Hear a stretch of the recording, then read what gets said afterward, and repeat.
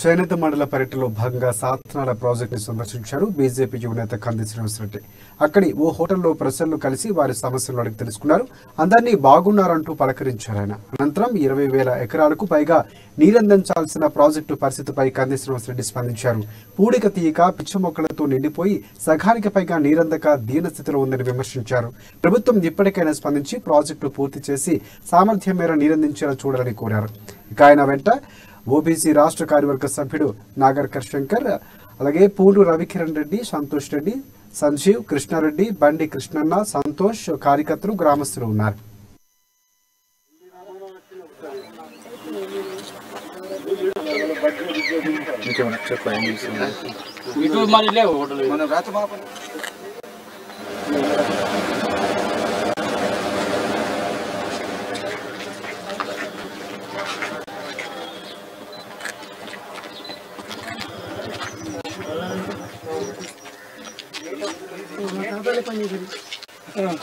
కానీ 10,000 ఎకరాలు కూడా అసలు కూడా వాడతలేదని చెప్పేసి పక్కన ఉన్న విలేజ్ అందరూ భయపడ్డారు.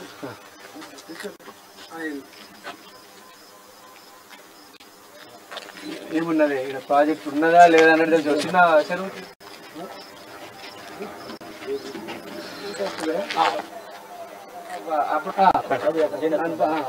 మీ గ్రామ పంచాయతీ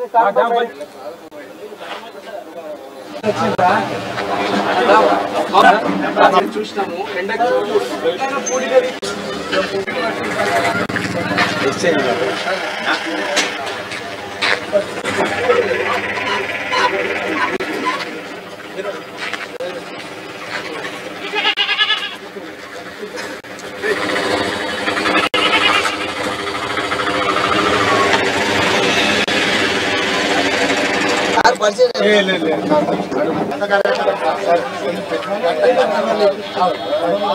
రైతు కుటుంబాలకి అద్భుతమైనటువంటి మేలు చేస్తుంది అనుకున్నటువంటి సాత్నాల ప్రాజెక్టు దుస్థితి ఇది.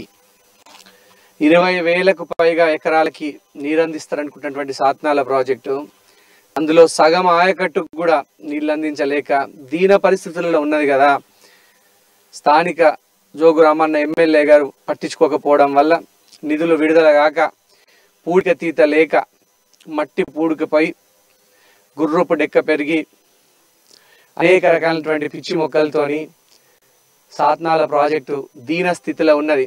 తక్షణం ప్రభుత్వాన్ని డిమాండ్ చేస్తున్న ఈ ప్రాజెక్ట్ని వెంటనే ప్రభుత్వం విడుదల చేసి కాలువల నిర్మాణం చేపట్టడం, కాలువలను మరమ్మతు చేయడం, పూడిక తీత తీసి ఈ సాత్నాల ప్రాజెక్టు అనుకున్న విధంగా 20,000 ఎకరాలకు పైగా సాగునీరు అందించడానికి ప్రభుత్వం, స్థానిక ఎమ్మెల్యే జోగు రామన్న గారు తక్షణం చర్యలు తీసుకోవాలని నేను డిమాండ్ చేస్తున్నా.